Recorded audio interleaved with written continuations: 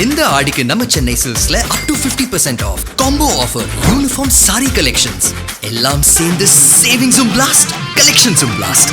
நம்ம தி சென்னை சில்க்ஸ். தமிழ்நாட்டுல எல்லாமே சேஞ்ச் ஆயிடுச்சு. உங்க நகையையும் சேஞ்ச் பண்ணுங்க. உங்க பழைய நகைக்கு கிராமுக்கு 150 ரூபாய் கூடுதலா வாங்கி புது நகை எடுத்துக்கோங்க. அதே கம்மி சேதாரம் தான் உங்க லலிதால மட்டும்தான். இனிமேல் கோல்டில் இன்வெஸ்ட் பண்ண வேண்டாம் அப்படின்னு யாரும் நினைக்கல. போட்டுட்டு இருக்கிற சிட்டை யாரும் ஸ்டாப் பண்ணணும்னு நினைக்கல. காரணம் என்ன அப்படின்னா, பல ஜென்ரேஷனாக கோல்டில் இன்வெஸ்ட் பண்ணி பழகிட்டோம் நம்ம. அதனால் கோல்டு எப்போனாலும் மேலே போகும் அப்படின்ற நம்பிக்கை, ஒரு கன்விக்ஷன் இருக்குது. பொறுமையாக முதலீடு பண்ணிவிட்டு காத்திருப்போம். அதர்வைஸ் என்ன ஆகும்னா, ஒரு 1 இயர் 2 இயர் பேட் இயர்ஸ் வரும்போது நம்ம அதை விட்டு வெளியே வந்துடலாம். அதனால் மியூச்சுவல் ஃபண்டை புரிஞ்சுக்கிட்டு நம்பிக்கையோடு அதில் லாங் டேர்முக்கு 7 இயர்ஸ்க்கு மேலே இன்வெஸ்ட் பண்ணிங்கன்னா பெட்டராக இருக்கும். ஆனால் இந்த முதலீடு அதிகம் வெல்த் நீங்கள் கிரியேட் பண்ணி தருன்றீங்க. ஆனால் இதில் தான் சார் இன்னொரு வார்த்தையும், சூதாட்டன்னு ஒரு வார்த்தையும் இதில் இருக்குது. அது கோல்டு மேலே இல்லையே. இப்போது இந்த பையர் செல்லர் இந்த 2 பேரில் யாராவது ஒருத்தர் தான் ப்ராஃபிட் பார்க்க முடியும். 2 பேருமே ப்ராஃபிட் பார்க்க முடியாது. இந்த இடத்துல ஸ்டாக் மார்க்கெட் அப்படின்றது ஒரு சூதாட்டமாக இருக்குது. இப்போ மியூச்சுவல் ஃபண்ட்லையும் ஒரு வார்த்தைகள், இன்வெஸ்டரை விட ஃபண்ட் ஹவுஸ் தான் அதிகம் சம்பாதிக்குதா? இந்த எக்ஸ்பென்ஸ் ரேஷியோ என்ன சார்ஜ் பண்ணணும் அப்படின்றத செபி ரெகுலேட் பண்ணுது. என்எஃப்ஓ அப்படின்னா கொஞ்சம் கூடுதலாக அவங்க சார்ஜ் பண்ணலாம். ரெண்டாவது, இந்த எக்ஸ்பென்ஸ் ரேஷியோ எதில் சார்ஜ் பண்ணுறாங்க அப்படின்னு பார்த்தீங்கன்னா, அந்த போர்ட்ஃபோலியோவோட ப்ரெசன்ட் வேல்யூவில்.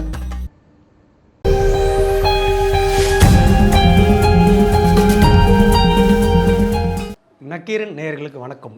முதலீட்டு ஆலோசகர் ராமலிங்கம் அவர்கள் நம்மளுடன் இணைந்துள்ளார். அவரை வரவேற்போம். வணக்கம் சார். வணக்கம் சார். ரொம்ப நாள் ஆச்சு பார்த்து. அதுக்கு தகுந்த மாதிரி ஒரு கடந்த 6 மாதத்தில் அதிகம் பேசப்பட்ட ஒரு தங்கத்தோட பேச்சு பார்த்தீங்கன்னா இப்போ ரொம்ப குறைஞ்சிருக்கு. ஏன்னா உச்சத்துக்கு போன ஒரு ரேட்டு மீண்டும் அது இறங்கி அங்கே போகலை. அதனால் மக்கள் அது ஒரு பெரிய முதலீடாக பார்க்கப்பட்டதுலேருந்து ஒரு சில பேர் அதில் விலகி இப்போ நிற்கிறாங்க. திரும்பவும் அவங்க மியூச்சுவல் ஃபண்டு பக்கம் வரதான் கவனம் இருக்குது. ஏன்னா நிறைய இப்போது மியூச்சுவல் தொடர்பாக விழிப்புணர்வு வந்துகிட்டே இருக்குது. உண்மையாகவே மியூச்சுவல் ஃபண்டில் ஒரு இண்டிவிஜுவல் இன்வெஸ்டர் வெல்த்தை க்ரியேட் பண்ண முடியுமா சார்? அந்தளவுக்கு அதில் பாசிபிலிட்டி இருக்கா? கண்டிப்பாக. நீங்கள் ஒரு பாயிண்ட் சொன்னீங்க, மியூச்சுவல் ஃபண்ட் மேலே விழிப்புணர்வு அதிகமாகிட்டு வந்துட்டுருக்கு அப்படின்னு. அது சம்மந்தமாக ஒரு டேட்டா சொல்கிறேன் நான். 2016 10 வருஷத்துக்கு முன்னாடி மியூச்சுவல் ஃபண்டில் மொத்த முதலீட்டாளர்களோட எண்ணிக்கை 1.5 கோடி.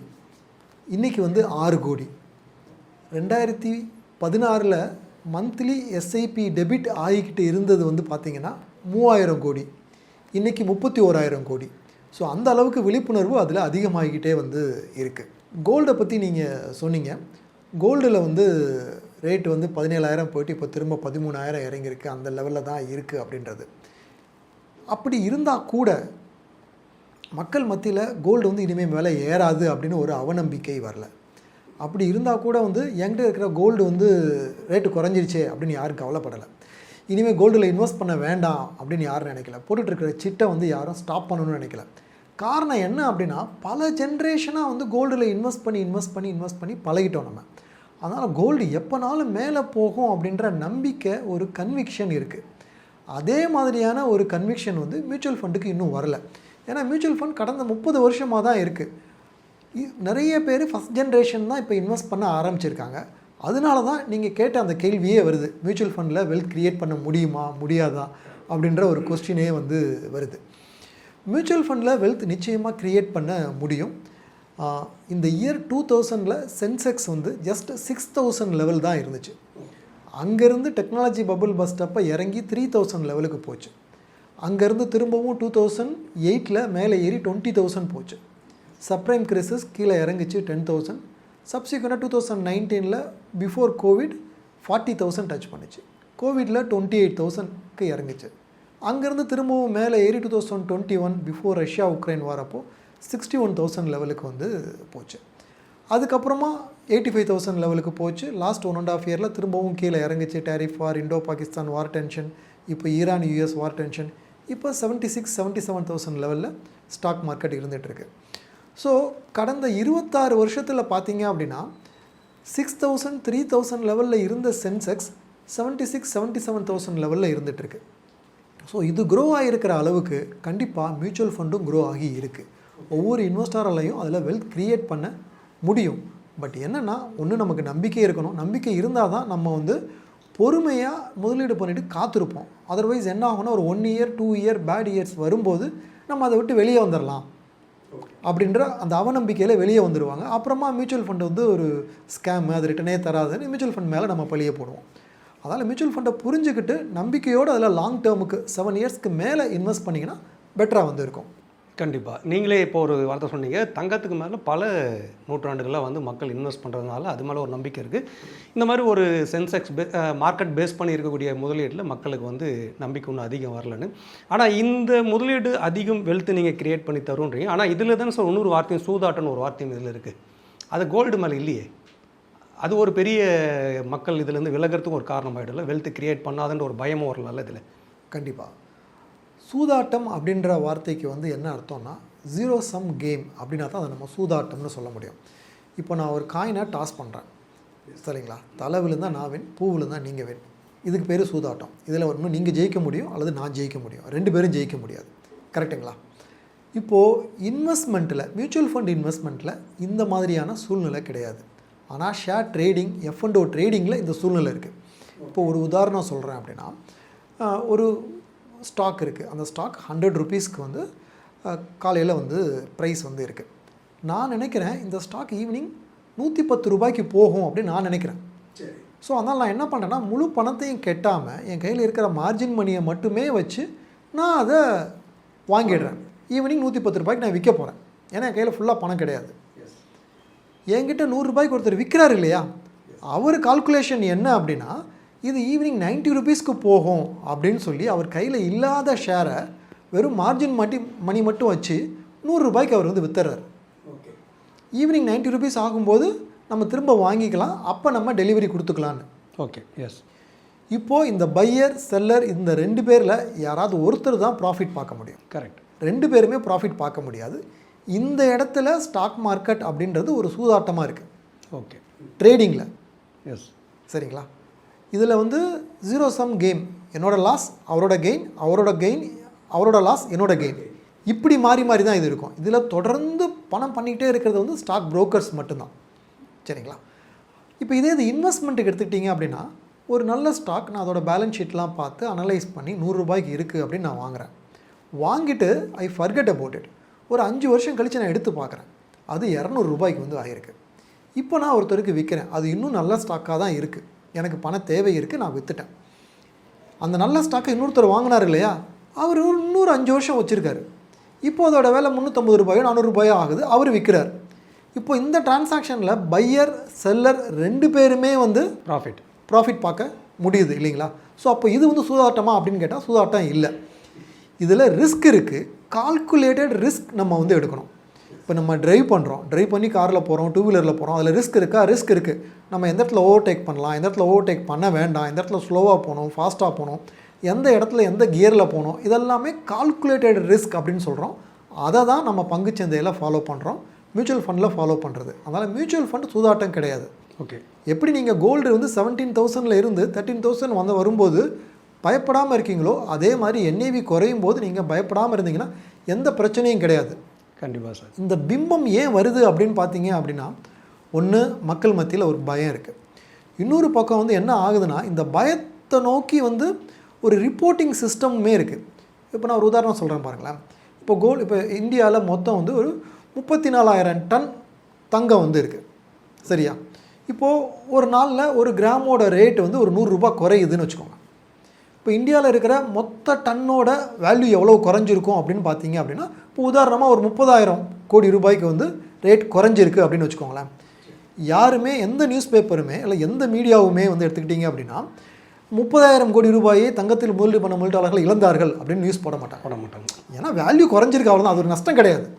ஆனால் பங்குச்சந்தையில் மட்டும் என்ன பண்ணுவாங்க அப்படின்னா, ஒரு 1000 பாயிண்ட் குறைஞ்சிச்சு அப்படின்னா, இப்போ என் போர்ட்ஃபோலியோவில் ஒரு 10% கீழே விழுந்திருக்கு. அப்போ என்ன ஆகும், நான் ஒரு 5% விழுந்திருக்குன்னா, நான் ஒரு 10 லட்ச ரூபா போர்ட்ஃபோலியோ வச்சிருக்கேன்னா என் போர்ட்ஃபோலியோவில் 50,000 ரூபாய் விழுந்திருக்கும். இந்த மாதிரி இந்தியாவில் இருக்கிற எல்லா இன்வெஸ்டரோட போர்ட்ஃபோலியோ எவ்வளோ விழுந்திருக்கோ அதெல்லாம் சேர்த்து மொத்தம் வந்து 20,000 கோடி விழுந்திருக்கு, 30,000 கோடி விழுந்திருக்கணும்னு எல்லாரும் பயந்துருவாங்க.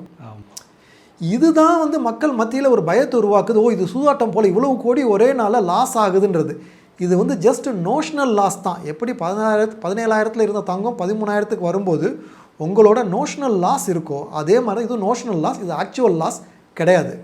அதனால் சூதாட்டம்ன்ற பிம்பம் கட்டமைக்கப்பட்டிருக்கு. அதை நீங்கள் தகர்த்துட்டு நீங்கள் உள்ளே வந்தீங்க அப்படின்னா கண்டிப்பாக நீங்கள் வெல்த் கிரியேட் பண்ண முடியும். நிச்சயம் சார். இப்போ நீங்கள் இந்த இதிலே ஒரு ட்ரேடிங் பற்றி சொன்னீங்க. ட்ரேடிங்கில் வந்து அதிகம் சம்பாதிக்கிறது யாருன்னு பார்த்தீங்கன்னா புரோக்கேஜ் நிறுவனங்கள் தான் சம்பாதிக்கிறாங்கன்றாங்க. அதே தான் இப்போ மியூச்சுவல் ஃபண்ட்லையும் ஒரு வார்த்தைகள் நிறைய பேசப்படுது. என்னன்னா, இன்வெஸ்டரை விட ஃபண்ட் ஹவுஸ் தான் அதிகம் சம்பாதிக்குதா? ஏன்னா அந்த மாதிரி அவங்க வீழ்ச்சிக்கும் சம்பாதிக்க போகிறாங்க, மார்க்கெட் மேலே போனாலும் அவங்களுக்கு கமிஷன்ஸ் எடுக்க போகிறாங்க அதுலேருந்து. அப்போ இதில் கம்பேர் பண்ணும்போது இன்வெஸ்டர்ஸோட ஃபண்ட் ஹவுஸ் தான் இங்கே அதிகம் வெல்த்தை கிரியேட் வெல்த் மீன்ஸ்னால் லாபம் சம்பாதிக்கலான்ற ஒரு பேச்சும் இருக்குது. இது எந்த அளவுக்கு உண்மை சார்? இப்போது ஒரு மியூச்சுவல் ஃபண்ட் கம்பெனி என்ன மாதிரியான எக்ஸ்பென்ஸ் ரேஷியோ சார்ஜ் பண்ணுறாங்க அப்படின்னு ஒரு பெர்சன்டேஜ் இருக்குது. இப்போது ஒரு ஸ்டாக் மார்க்கெட் பேஸ்டு ஃபண்டாக இருக்குன்னா ஆவரேஜாக ஒரு 1 to 1.5% எக்ஸ்பென்ஸ் ரேஷியோ சார்ஜ் பண்ணுறாங்க. சரிங்களா? இந்த எக்ஸ்பென்ஸ் ரேஷியோ என்ன சார்ஜ் பண்ணணும் அப்படின்றத செபி ரெகுலேட் பண்ணுது. ஒரு என்எஃப்ஓ அப்படின்னா கொஞ்சம் கூடுதலாக அவங்க சார்ஜ் பண்ணுவாங்க. அதே இது 5000 கோடி ரூபாய் ஏயுஎம் ரீச் ஆகிடுச்சுன்னா குறைப்பாங்க. 10,000 கோடி ஆச்சுன்னா இன்னும் குறையும். 20,000 30,000 போக போக போக சைஸ் பெருசாக எக்ஸ்பென்ஸ் ரேஷியோ குறைஞ்சிக்கிட்டே போகும். இதை செபி வந்து ரெகுலேட் பண்ணியிருக்கு. இதை நம்ம ஞாபகத்தில் வச்சுக்கணும். ரெண்டாவது, இந்த எக்ஸ்பென்ஸ் ரேஷியோ எதில் சார்ஜ் பண்ணுறாங்க அப்படின்னு பார்த்தீங்கன்னா அந்த போர்ட்ஃபோலியோவோட ப்ரெசன்ட் வேல்யூவில். ஓகே. இப்போ உதாரணமாக ஒரு மில்டர் 10 லட்ச ரூபாய் இன்வெஸ்ட் பண்ணார்னா அந்த என்ட்ரி அமௌண்ட்டில் சார்ஜ் பண்ணல. அந்த 10 லட்சத்தில் இல்லை. 10 லட்சத்தில் இல்லை. Okay.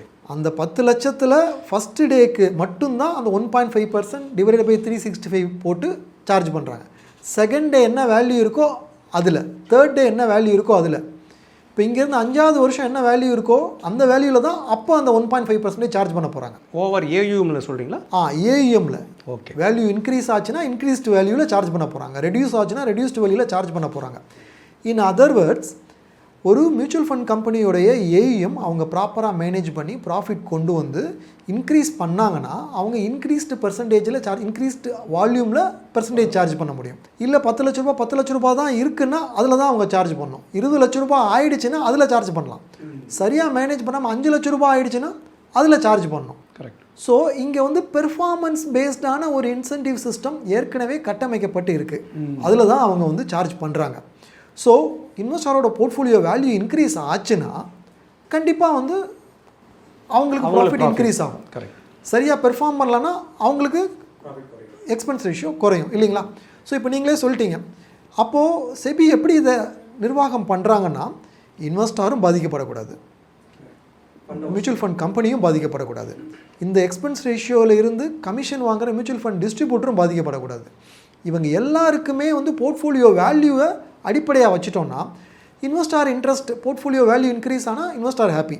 So portfolio value increase ஆனால் தான் மியூச்சுவல் ஃபண்ட் கம்பெனியும் சரி மியூச்சுவல் ஃபண்ட் டிஸ்ட்ரிபியூட்டரும் சரி தே ஆர் ஹாப்பி.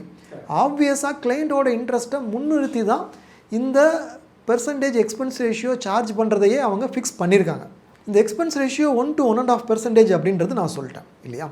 இப்போது ஆவரேஜாக ஈக்விட்டி மியூச்சுவல் ஃபண்ட்ஸ் லாங் டேர்மில் என்ன ரிட்டர்ன்ஸ் கொடுத்துருக்கு அப்படின்னு பார்த்தீங்கன்னா 13 to 15% வரைக்கும் ரிட்டர்ன்ஸ் கொடுத்துருக்கு ஆஃப்டர் எக்ஸ்பென்சஸ். ஓகே. சரிங்களா? ஸோ நீங்கள் 1 to 1.5% பே பண்ணுறீங்க, 13 to 15% நீங்கள் ரீபோர்ட் பண்ணுறீங்க. இந்த எக்ஸ்பென்ஸ் ரேஷியோ அப்படின்றது வந்து எஸ்பெஷலி மியூச்சுவல் ஃபண்ட் இண்டஸ்ட்ரியில் தேவைக்கு அதிகமாக பேசக்கூடிய ஒரு பொருளாக வந்து இருக்குது. ரொம்ப ஹைலைட் பண்ணி இதை வந்து பேசுகிறாங்க. இப்போது எந்த ஒரு ப்ராடக்டாக இருந்தாலும் நீங்கள் கடைக்கு போய் வந்து ஒரு பென் வாங்குறீங்க, அந்த பென்னில் வந்து காஸ்ட்டும் இருக்கும், ப்ராஃபிட்டும் இருக்கும், நமக்கு ப்ரைஸும் இருக்கும். நீங்கள் என்ன பார்ப்பீங்க? நான் என்ன கொடுக்குறேன், எனக்கு என்ன கிடைக்குது, இந்த பெண்ணுக்கு நான் எவ்வளோ பே பண்ணலாமா அப்படின்றதான் நீங்கள் பார்க்க போகிறீங்க இல்லையா? ஸோ நீங்கள் இந்த கம்பெனி என்ன மார்ஜின் வச்சுருக்காங்க அப்படின்றத நம்ம என்றைக்காவது யோசிப்போமா? மாட்டோம். ப்ளஸ் நீங்கள் யோசித்து பாருங்கள், நிறைய இண்டஸ்ட்ரி வந்து மார்ஜினை கவர்மெண்ட் ரெகுலேட் பண்ணுறதே இல்லை. ஆனால் இங்கே மார்ஜினை ரெகுலேட் பண்ணுறாங்க. இருந்தாலும் இதுதான் பேசு பொருள் அதிகமாக வந்து இருக்குது. பொருள் அதுதான் காரணமாக இருந்திருக்குமோ? சப்போஸ் அந்த எக்ஸ்பென்ஸ் ரேஷியோன்ற ஒரு கான்செப்டே வெளியே தெரியாமல் இருந்திருந்தால் மக்கள் அதை பற்றி பேச வேண்டிய ஒரு சூழல். வேறு நீங்கள் சொன்ன மாதிரி ஒரு பேடாக்கு எவ்வளோ மார்ஜின்றது தெரிய போகிறது இல்லை, ப்ரொடக்ஷன் காஸ்ட் எவ்வளோ, டிஸ்ட்ரிபியூட்டருக்கு எவ்வளோ, ரீட்டைலருக்கு எவ்வளோன்றது தெரியாதனால அது பேசலை. நீங்கள் சொன்ன மாதிரி கொடுக்குற காசுக்கு அந்த பேனா ஒர்த்தான்னு பார்க்குறோம். இங்கே எல்லாமே வெளிப்படையாக வெளியே போகிறதுனால அந்த எக்ஸ்பென்ஸ் ரேஷியோ திருப்பி பேசப்படுதோ சார்? கரெக்ட். அதாவது இந்த எக்ஸ்பென்ஸ் ரேஷியோவில் வந்து நீங்கள் பார்த்தீங்க அப்படின்னா நான் 1 to 1.5% சொன்னேன் பார்த்தீங்களா? அது வந்து ஈக்விட்டி ஃபண்டுக்கு மட்டும்தான்.